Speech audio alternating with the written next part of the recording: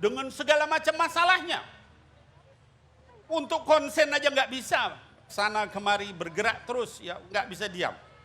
Tapi Allah mudahkan sehingga bukan hanya bisa menghafal Quran, tapi juga terjemahnya dalam sekian banyak bahasa.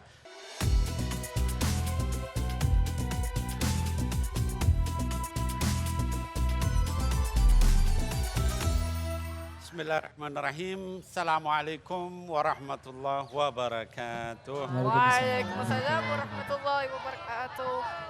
Para pemirsa Hafiz Indonesia, baik yang hadir di halaman masjid ini maupun juga yang menonton di seluruh Indonesia.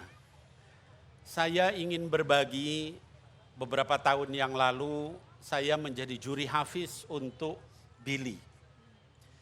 Dan Billy ini punya kelainan.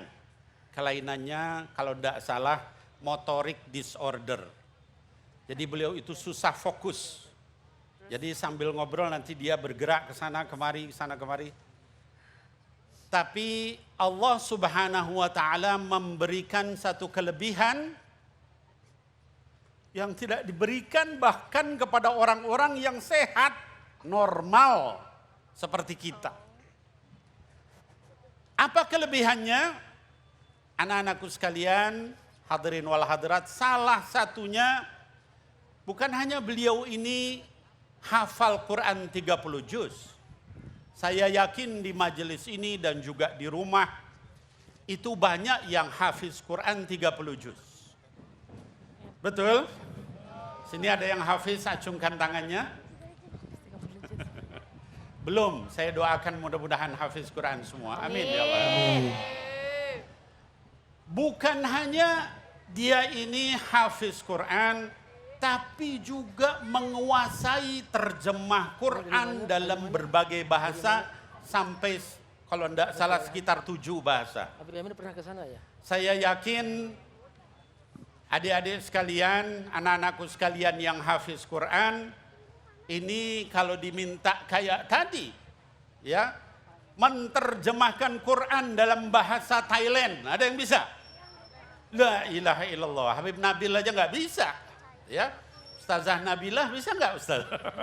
Abi Amir? Nggak bisa, Habib. Apalagi Kak Irfan kali ya, lebih pintar lagi. Insya Allah. Insya Allah. Bahasa Thailand, bahasa Vietnam, ya, bahasa Jepang, bahasa Cina, bahkan tadi bahasa Rusia kita lihat. Ada yang pernah lihat bahasa Rusia? Ada yang pernah ke Rusia? Acungkan tangannya. Nggak ada yang pernah ke Rusia. Tapi Billy yang tadi dengan berbagai macam masalahnya, susah untuk fokus, susah untuk konsentrasi, itu beliau bisa menerjemahkan Quran dalam 7 bahasa. Allahumma salli ala Sayyidina Muhammad.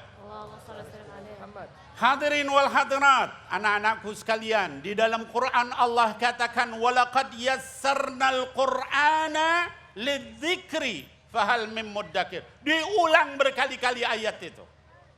Bagi kita semua yang merasa atau masih merasa bahwa menghafal Quran itu susah, itu bisa kita lihat Billy dengan segala macam masalahnya. Untuk konsen aja nggak bisa, sana kemari bergerak terus, ya nggak bisa diam. Tapi Allah mudahkan sehingga bukan hanya bisa menghafal Quran, tapi juga terjemahnya dalam sekian banyak bahasa. Maka ibu-ibu sekalian, bapak-bapak sekalian, anak-anakku sekalian, jangan pernah putus asa menghafal Quran. Kenapa? Karena orang yang sungguh-sungguh berusaha untuk menghafal Quran, maka akan Allah mudahkan berdasarkan ayat tadi. Sebelumnya tadi kita lihat Revan dan Revin. Apa penyakitnya? Anak-anakku sekalian, tadi yang pidato, buta, nggak bisa ngelihat. Ya. Tapi hafal Quran 30 juz. Lah kita yang melek berapa juz hafal Qurannya? Anak-anakku sekalian, malu kita sama orang-orang yang punya keterbatasan seperti tadi.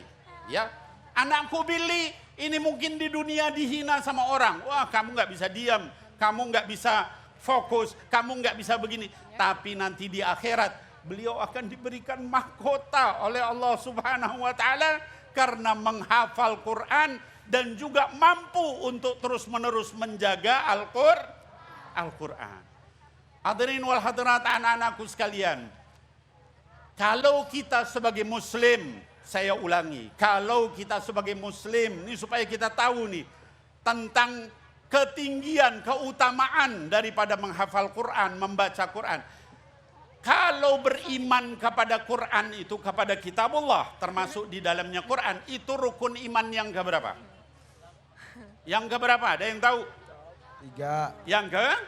3. Kak Irwan yang tahu ya. 3 menit. Yang ketiga, kata para ulama, yang namanya iman itu bukan hanya sekedar saya yakin beb bahwa saya harus beriman sama Quran, bukan. Ya, iman itu ada 3 syarat kata para ulama.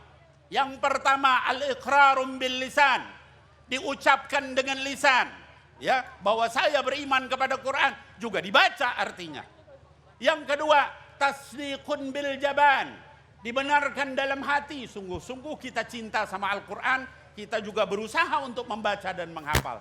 Dan yang ketiga kata para ulama, wa amalun bil arkan, melaksanakan dalam perbuatan. Salah satunya seperti anak kita Billy, ya, walaupun dengan keterbatasan dia berusaha sama Allah ditolong. Ya, kita yang sehat seperti apa?